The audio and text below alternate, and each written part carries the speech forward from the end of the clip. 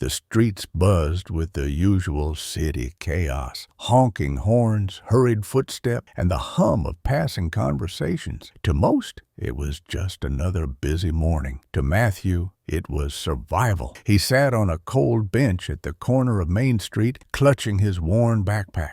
His once pristine coat was now faded and tattered, barely enough to fend off the brisk autumn air. Life had not always been this way. Matthew had once been an ordinary man with an ordinary life. He worked as a store clerk in a small grocery store and lived in a modest apartment. But a cascade of misfortunes had toppled his world. First, his job was cut during a company downsizing. Then came months of fruitless job searching, his savings draining until eviction notices replaced the bills he couldn't pay. With nowhere to go, he became just another face in the crowd, a man whose story no one cared to know. This morning, like many others, Matthew sifted through trash cans, hoping for a half-eaten sandwich or a discarded drink.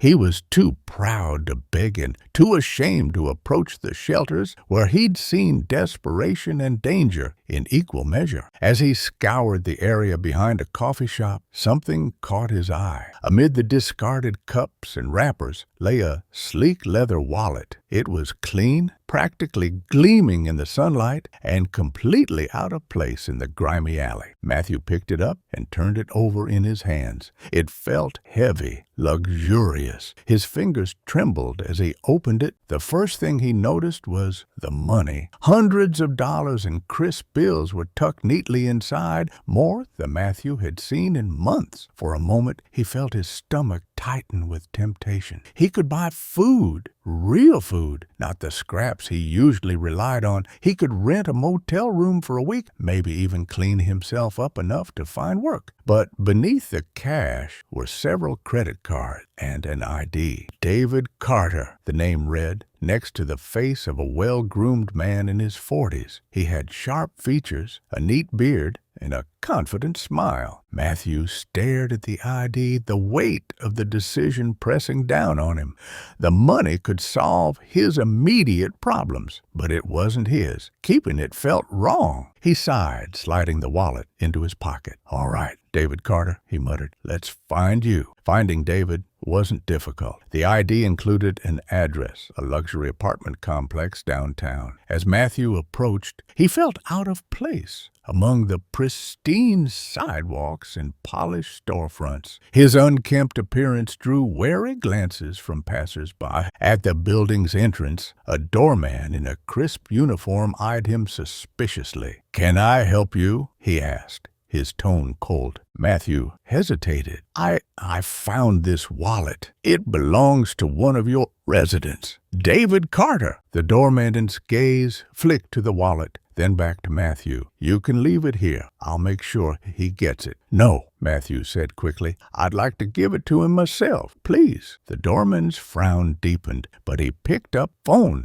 After a brief conversation, he nodded. "Mr. Carter will be down shortly. Wait here." A few minutes later, the elevator doors slid open, and David Carter stepped out. He was as polished in real life as he appeared on his ID, dressed in an expensive suit and carrying an air of authority. David's sharp eyes landed on Matthew, and his expression shifted from curiosity to disbelief. "You're the one who found my wallet?" Matthew nodded, pulling it from his pocket and holding it out. It was in an alley behind the coffee shop on 5th, everything still inside. David opened the wallet, quickly verifying its contents. When he looked up, his expression softened. "Thank you," he said. "You have no idea how much trouble you've saved me." Matthew shifted uncomfortably. "It's nothing. I just thought it was the right thing to do." David studied him for a moment, his gaze thoughtful. "What's your name?" "Matthew." "Well, Matthew, I'd like to repay you." Matthew insisted that it wasn't necessary, but David wouldn't hear of it. He took Matthew to a nearby cafe where he ordered them both a full breakfast. For Matthew, who hadn't eaten a proper meal in weeks, it was overwhelming. The smell of eggs and fresh coffee made his stomach growl audibly. As they ate, David began to ask questions. "What do you do, Matthew?" The question made Matthew wince. He hesitated, then admitted, "I don't do much right now. I lost my job a few years ago. Things spiraled after that." David nodded slowly. "And now?" Matthew gestured vaguely. "I get by. Barely." David leaned back in his chair, studying Matthew. "You've been dealt a rough hand," he said, "but returning this wallet proves you're honest. That's rare these days." Matthew shrugged, unsure of how to respond. David tapped his fingers on the table as if making a decision. "Listen, I run a small real estate company. We're always looking for reliable people. How about you come by my office tomorrow?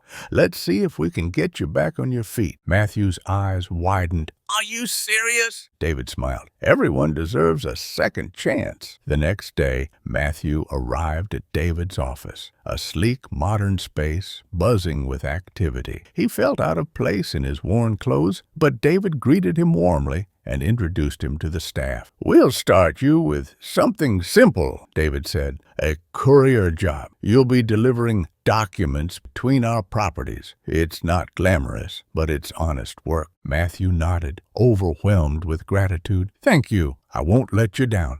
Over the weeks that followed, Matthew poured himself into his new role. He was punctual, polite, and eager to learn. With each paycheck, he began to rebuild his life. He rented a small room in a boarding house, bought some new clothes, and even started saving for the future. David kept a close eye on him, offering guidance and encouragement. As Matthew's confidence grew, so did his responsibilities.